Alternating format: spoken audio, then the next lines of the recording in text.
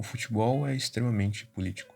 E eu não estou falando isso simplesmente por essas situações. Elas são apenas exemplos em que o termo político da frase transborda e se apresenta de maneira mais literal possível. Se apresenta como sintoma de uma determinada infraestrutura. Futebol é político em todas as suas camadas, não só como manifestação das falhas de determinada sociedade, mas principalmente como fim em seu próprio discurso. Futebol é um esporte que implica na construção da identidade de todo um povo. Existe um sentimento de pertencimento e principalmente de organização de massas quando encaramos ele como pilar cultural de uma sociedade. Não se trata só das manifestações individuais e coletivas dos jogadores e das torcidas, ou das propagandas políticas que se aproveitam da popularidade do esporte, os quais são dois extremos. Um é a exposição de determinado sintoma a partir da identificação de um grupo, e o outro é pura apropriação cultural barata. Não se trata só desses extremos para validar futebol como fenômeno político. Tem toda essa cultura de euforia, de organização, de pertencimento e identidade pelos torcedores e, ao mesmo tempo, toda aquela coletividade dentro de campo a partir do indivíduo. Todos os 11 jogadores são importantes em suas individualidades ao mesmo tempo em que esse esporte é essencialmente coletivo. Essa veia popular do futebol não faz necessariamente ele ser um meio progressista. Muito da sua essência de ter como maior objetivo a vitória em cima de um adversário é confundida por uma forte virilidade. É indiscutível que esse meio pode ser bastante conservador, pelo menos falando da experiência do Brasil com esse esporte. Mas não querendo entrar muito nesse mérito, como eu disse, futebol é político em todas as suas camadas. Eu gosto de enxergar esse meio essencialmente como uma cultura que celebra o coletivo através de um mesmo objetivo. A essência do futebol é justamente essa organização quase que intuitiva e que é vista como alternativa de se enxergar como um indivíduo jogador ou torcedor através desse coletivo. A característica conservadora acaba sendo mais um reflexo social do que realmente a essência do esporte. Essa essência cultural do futebol é construída a partir dos traços e dos anseios de determinado país ou determinada região,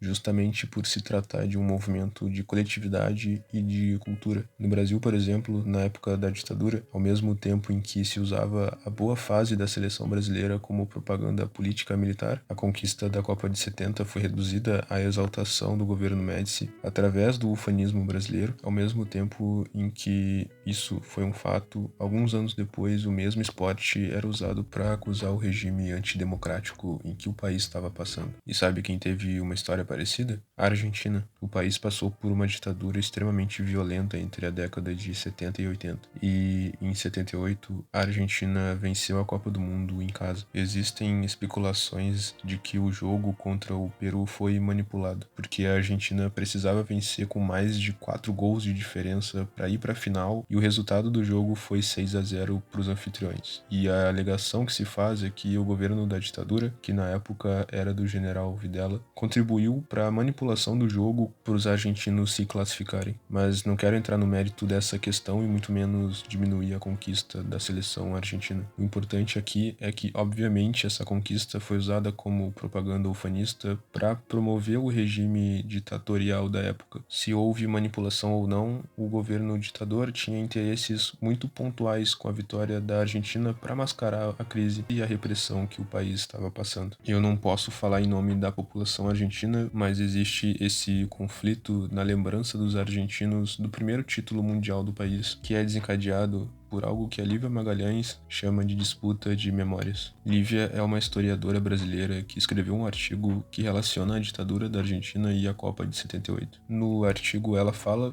sobre como o regime reduziu e rotulou todo o evento da Copa do Mundo e a conquista da Argentina em algum tipo de política do governo que teve sucesso, como se a Copa do Mundo de 78 fosse um projeto da ditadura e os jogadores e a equipe técnica que venceram as partidas fizessem parte desse governo.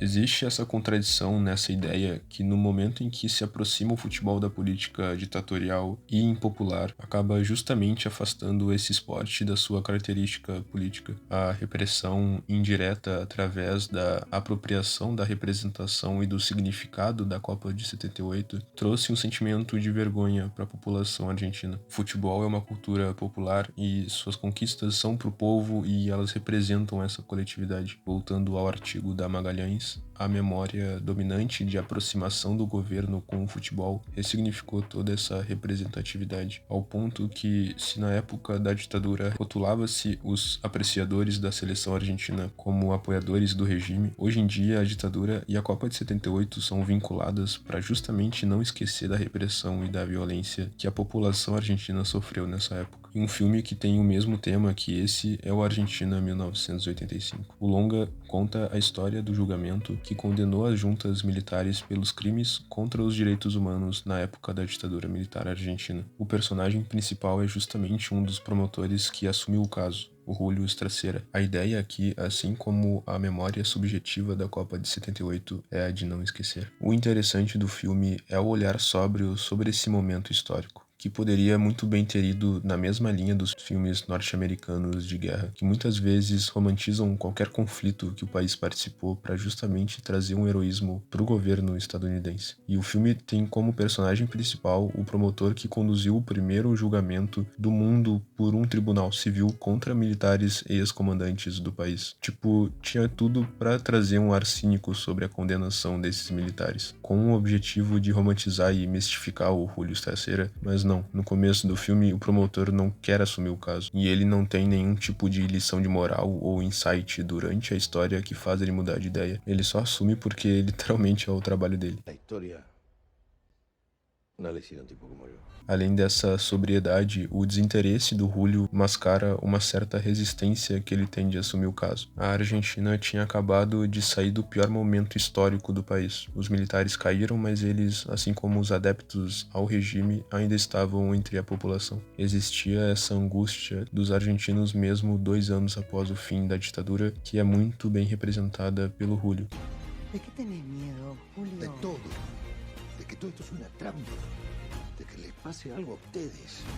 Em alguns momentos, o filme quase que zomba da situação da época. O filho do Júlio fala para a irmã que ela não pode usar maquiagem na escola, e ela quase que num tom irônico fala que pode porque agora eles vivem numa democracia. Provavelmente ela podia usar maquiagem na escola durante a ditadura, o ponto não é esse, mas sim o desamparo dos argentinos, frente às consequências que eles têm que encarar do antigo regime. Não é só desinteresse do Júlio, mas um medo enraizado que obviamente é muito bem justificado. Eles estão numa democracia, mas Júlio e sua equipe, como também suas famílias, recebem ataques e ameaças durante todo o julgamento. Eles estão numa democracia, mas alguns militares são inocentados na decisão. O próprio fato de se ter advogados dessas juntas militares e de se ter que recorrer contra a sentença que favoreceu ex-ditadores é motivo para a todo momento questionar essa suposta democracia. O que eu tô tentando dizer é que momentos ruins da história não são marcados só por seus momentos em si, mas por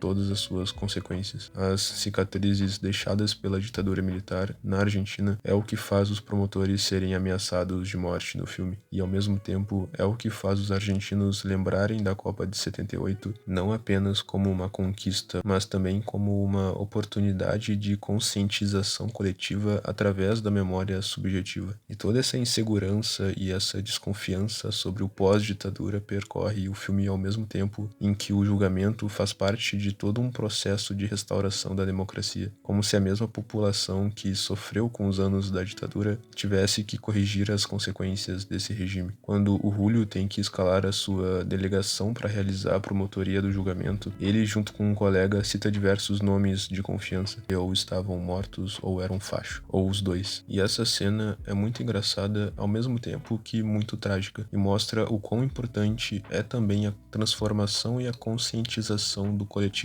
nesse tipo de transição sociopolítica. E o que isso tem a ver com Messi, bom, ele gostou bastante desse filme. Provavelmente não é o filme favorito dele, porque não tem como saber essa informação bastante pessoal. E talvez você tenha caído no meu clickbait, mas ele elogiou o Argentina 1985 e torceu para ele no Oscar de 2023. O Messi é uma das maiores representações de jogador de futebol da história do esporte. Relacionam ele a um certo misticismo, ainda mais quando comparado com o Cristiano Ronaldo, que ao mesmo tempo em que vendem que ele tem a genética perfeita, inventam que ele se tornou um grande jogador através de seu esforço e de sua dedicação. Adoram usar a rotina dele como fórmula do sucesso. Em contrapartida, quando falam do Messi, sempre trazem essa relação com o fantasioso, com o incompreensível. E, óbvio, que isso faz parte da propaganda dos dois jogadores e simplesmente da maneira de elogiá-los. O Messi é o ET que simplesmente faz o que faz e o Cristiano é um robô, uma máquina. Acho interessante essa dicotomia que é simplificada para contribuir com essa narrativa dos dois, mas isso acabou levando para uma fala do Jorge Jesus que me fez questionar essa situação. Ele é um técnico português de futebol e há 2 anos ele falou: O Messi não tem nada. Ele quis dizer que o Messi não tem paixão pelo futebol e, se tem, não demonstra. E eu não vejo nenhum problema no que ele falou, obviamente, é uma opinião dele. Só peguei esse exemplo para mostrar o quanto essa idealização do Cristiano como o homem trabalhador que merece estar onde está porque ele batalhou para isso, enquanto o Messi nasceu com um dom e, portanto, não se esforça e, portanto, não tem paixão pelo que faz, acaba distorcendo a importância do papel do Messi no futebol enquanto fenômeno coletivo. E, óbvio que esses ideais dos dois são super bobinhos, mas querendo ou não influenciam na construção de suas imagens. A verdade é que o Messi vem de uma geração de jogadores argentinos pós-Maradona, ou seja, pós-Mundial de 86, o qual veio no momento perfeito. Se os argentinos lembram da Copa de 78 com vergonha, a de 86 é vista como um marco histórico, como um alívio em meio às ansiedades pós-ditadura, ainda mais pelo fato de que esse cara liderou a conquista. Maradona era, e ainda é, essencialmente um ídolo do futebol. Era o que fazia ele ser comparado com Pelé e agora com Messi, mesmo tendo números expressivamente menores que os dois. Apesar de eu achar essa parada de comparar jogador através de estatística tão rasa e infantil, é o que geralmente usam como base de comparação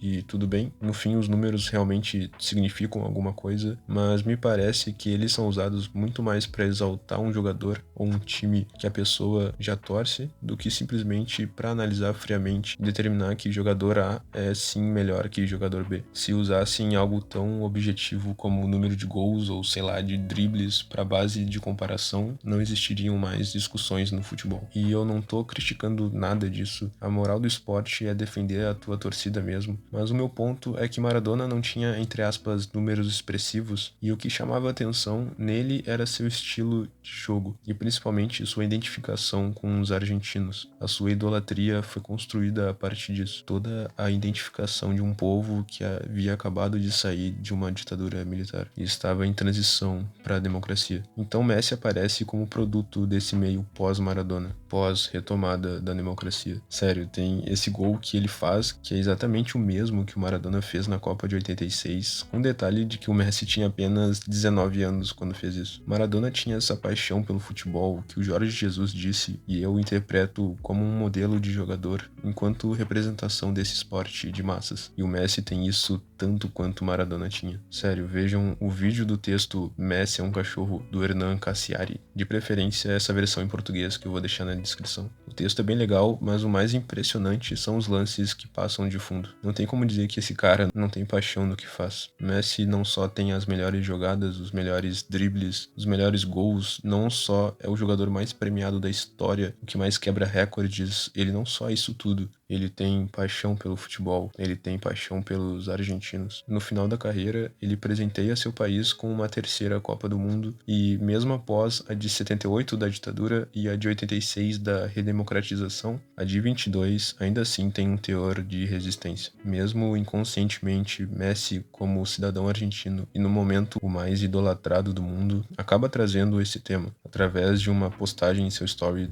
no Insta, como se mesmo após todos esses anos ainda devemos lembrar. Mesmo após a conquista do mundo, não podemos esquecer. O futebol, que antes era usado como propaganda através de sua descaracterização pelas ditaduras para passar uma imagem falsa de que estava tudo bem, agora foi usado em sua essência para relembrar. Justamente por Messi ter tido o maior holofote de sua carreira, não teria momento melhor para relembrar através da indicação e da aclamação de um filme que acusa as barbáries da ditadura e que demonstra um resquício do poder coletivo contra esse tipo de situação. Como disse Julio Strassera no final do filme ao ler o relatório da acusação dos militares, o que sintetiza a ideia desse vídeo. Quero utilizar uma frase que não me pertenece, porque pertenece ya a todo el pueblo argentino.